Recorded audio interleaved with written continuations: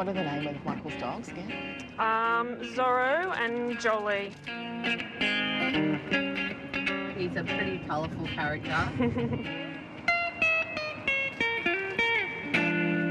So maybe get in the middle lane, Vicky, if you can. Well, we do the outreach in the morning, so like 9, 10 o'clock. We drive around, we have the phone numbers of our clients, we give them a call, see if there's anything they need, see who to drop into, and then we just do a general sort of drive around and see if we can see anybody.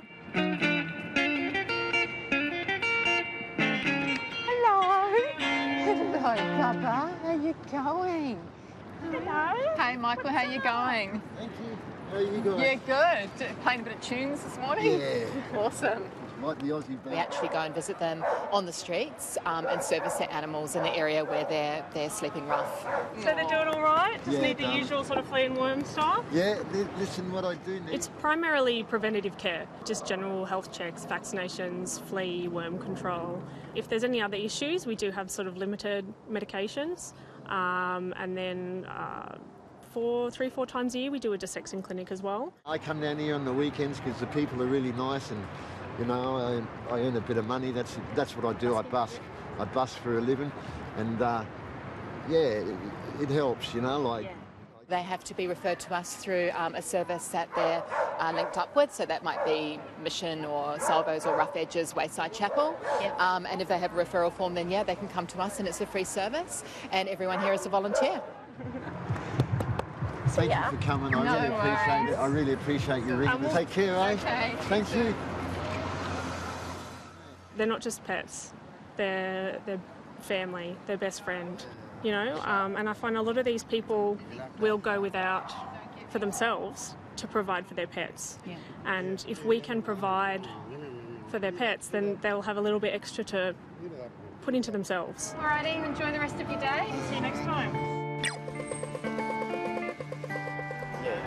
What weight is he now, Sam? He was down to about 31 Okay. from about 37, Alrighty.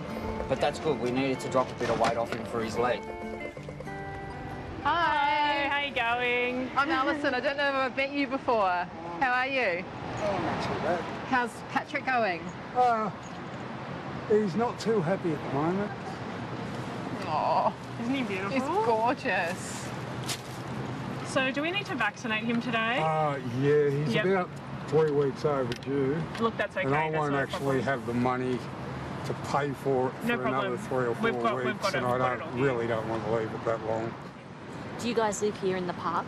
No, I generally sleep across the road in front of the Traverse building Yep. because they don't mind us there. There's an awning for when it rains and he's not out on the footpath tripping people over. Bring him over at nights and take him off his lead and just let him tear around for half an hour or an hour.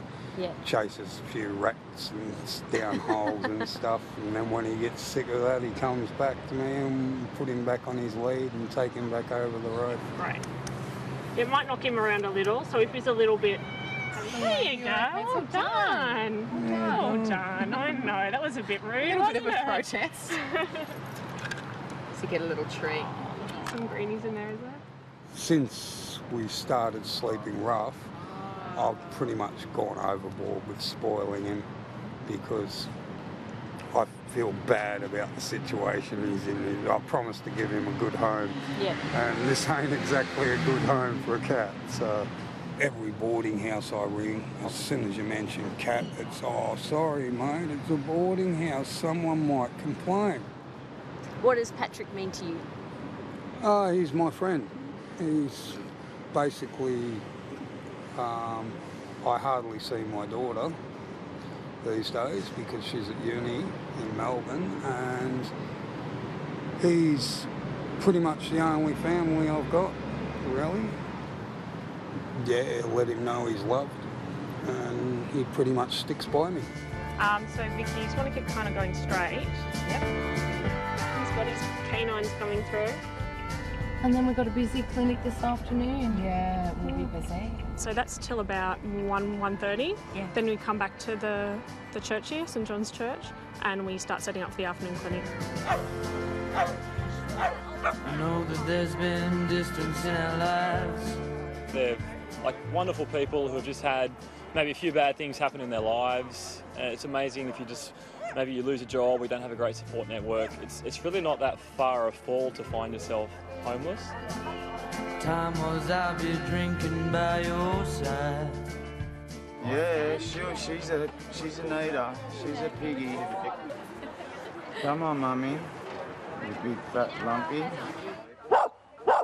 Bella was found with what's called memory gram tumour.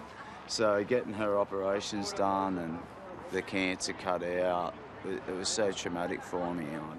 You eat too much hungries. The amoxicillin that they were giving her are $300 a box. She needs 2 boxes a month. I couldn't afford that, and let alone feed her on top of it and then feed myself.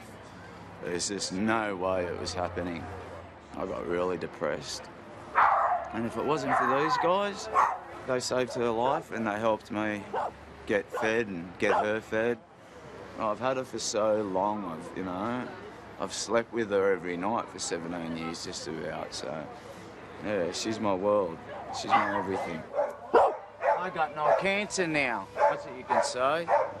Sometimes you see these people, these animals come into their life and they want to be a better person for their animals or to take care of their animals. So you see them kind of change as a person in a good way, and it's actually really nice to see that happen. And we can have one of these. Yeah, thank you. Okay. Thank you very much. There you go, pleasure. Thank you.